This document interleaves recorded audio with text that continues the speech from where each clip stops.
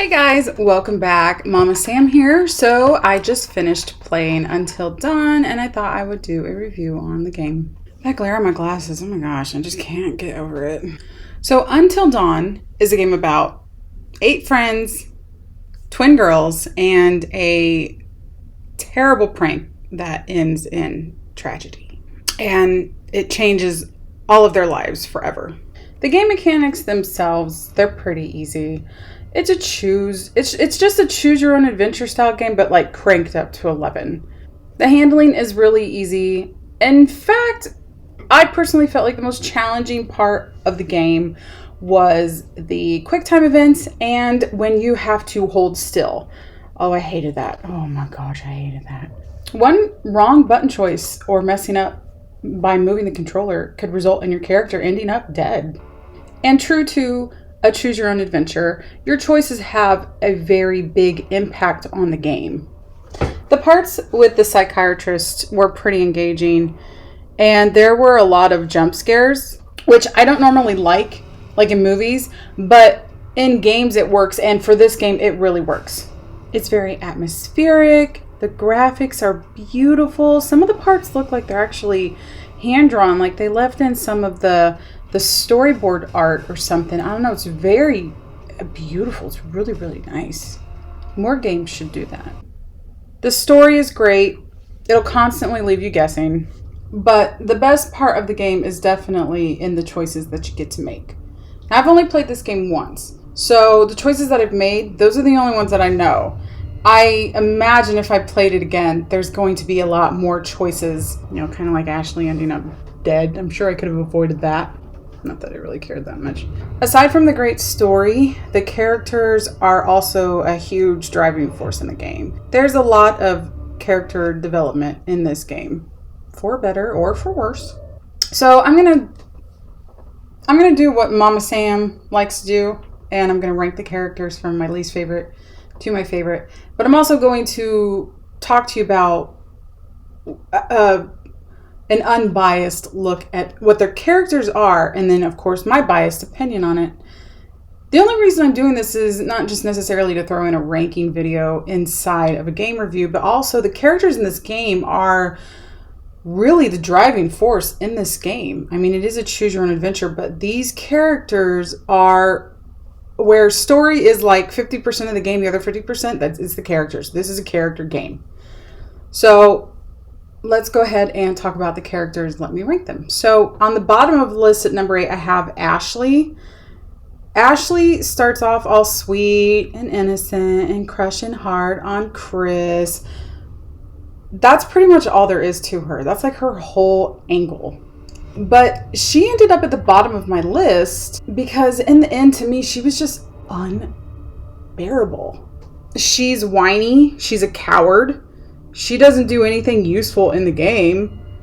And for me, honestly, her biggest offense was when she encouraged Mike to shoot Emily. Like, I know people don't like Emily, but she just assumed the Wendigo bite would transform her, and she didn't know. And she was perfectly okay with Mike shooting her friend in the face.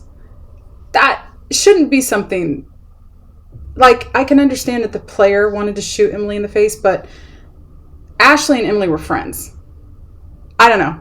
She also got really kind of nasty with Chris in the end, and she got really kind of bitchy. I don't know. By the end of the game, I couldn't stand this character. I think she is just the worst. So for number 7, I have Matt.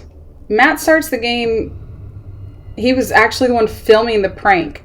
He's athletic and he wears his heart on his sleeve. He's an emotional guy, but he's useless. You barely even play with him. And honestly, when you do, it's really forgettable. And he's really, really whiny too. Number 6, I put Chris.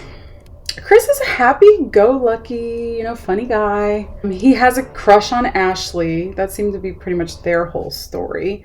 Ashley and Chris's story was just crushing on each other. I don't dislike Chris, but I'm not really crazy about him. He uses a gun well, and he's usually the voice of reason, so yeah, I don't really dislike him or particularly like him. He's just It's all right. He's okay. Number 5, I put Josh.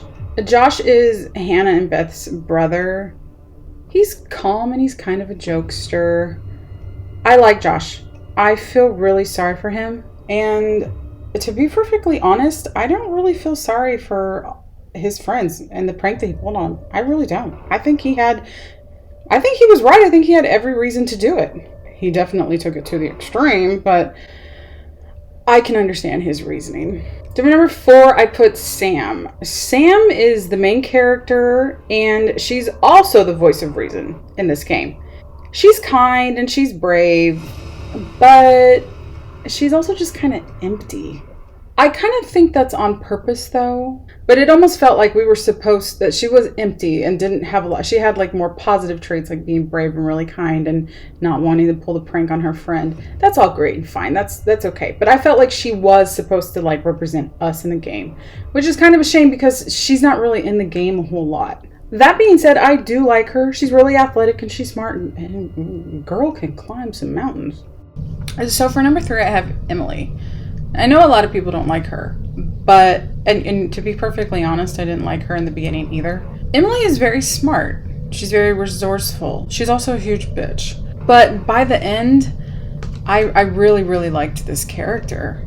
She's a fighter. She like never gives up. She carries on. I mean, she was still a huge bitch by the end. But she, I think, is one of the toughest characters, if not the toughest character in the game. So for number 2, I put Mike. Mike's a heartthrob and really popular, and he totally knows it.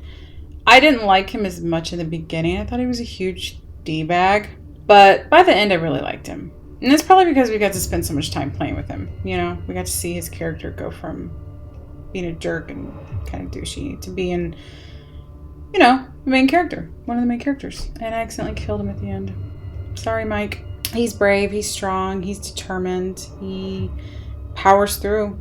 And then for number 1, if you watched me play the game, you know that my favorite character is Jessica. I don't know, I liked her from the second I saw her. Jessica is basically Regina George. She's cocky, she's flirty, and she really doesn't have much regard for anyone's feelings. She also doesn't pretend to be a nice person like Ashley does, who's totally fake. She's real, she speaks her mind. Her whole world gets turned upside down, and you can tell by the end of the game, all of that swagger, everything, that's all gone. And you can tell that I think out of everybody, Jessica was probably the most traumatized by the events. Like I could see her not getting over it for a long time. And I killed Mike, and now they're not going to be together, and that makes me really sad. I do have a couple of criticisms for the game. The game is really, really good. It is really, really good. But I do have a couple of things I want to address. The first one being that towards the end of the game, it got kind of inconsistent. Like, mainly what I'm talking about is I got Ashley killed on accident. I swear it was an accident. And, like, nobody cared. And Chris, who I expected to, never said anything the whole time for the rest of the game. He never mentions that Ashley's missing. Even in the very end in the police interview, he doesn't say anything. That, to me, completely unrealistic. No way that would have happened. Especially when you've been shipping Chris and Ashley so hard for the whole game. The other thing I wanted to address was that Sam is the main character of the game. I guess, after looking it up, supposedly she is.